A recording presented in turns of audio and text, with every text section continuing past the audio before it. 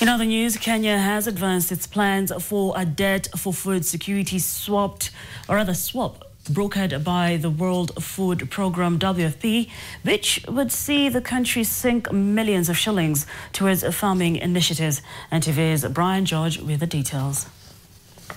Year, Kenya's debt service obligation stands at 1.87 trillion shillings, of which 995.7 billion shillings is related to interest payments, while the remaining 871.49 billion shillings is related to debt redemptions.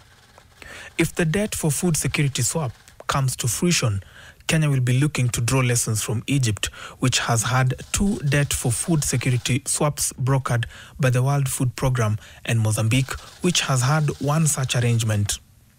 A debt for food security swap is an arrangement whereby a creditor agrees to forego outstanding payments, whether in part or whole, from the debtor, on a commitment that it will use the freed up resources towards bolstering food security initiatives such as school feeding programs and agricultural development. Debt swap is a very tricky way of managing debt. You must really clearly compute and analyze the data to see how effective and how beneficial it is to the country. Because yes, it is giving you debt relief, but it's giving you conditions that the money that is saved must go to some specific areas of service delivery and service provision. Debt swaps are among the measures that the Kenyan government is considering as it seeks to ease pressure of debt service obligations on the exchequer. In 2009, Egypt managed to relieve itself of $15 million, some 1.2 billion shillings at the time, worth of debt service following a WFP brokered debt for food security swap arrangement with Italy. Proceeds from the debt swap were ring-fenced for natural rations targeted at school-going children in the regions of Fayum, Menia and Beni Suef over a 5-year period which lapsed in 2014.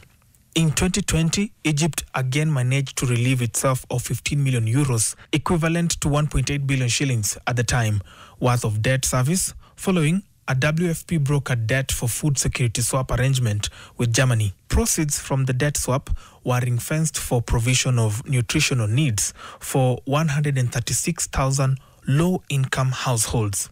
In 2017, Mozambique undertook a $40 million or just about 4.1 billion shillings at the time worth of debt swap arrangement with Russia, whose proceeds were ring-fenced for a 5-year-long school nutrition program targeting 150,000 students. We would have to factor in that if that was not addressed through the debt swap, how it would still have had some effect on our budget. So is it helping us move forward? If the answer is yes, we move. So my team, the Resource Mobilization Department, the entire PDMO office is looking at that, Public Debt Management Office. Now, whereas the National Treasury remains tight-lipped about the bilateral creditors with whom it could be considering a debt for food security swap, Kenya's top debt service obligation to bilateral creditors is 2024-2025, include Italy at 15.9 billion shillings, France at 13.34 billion shillings, Austria at 2.27 billion shillings, and Spain at 1.9 billion shillings. Brian Giordino, NTV.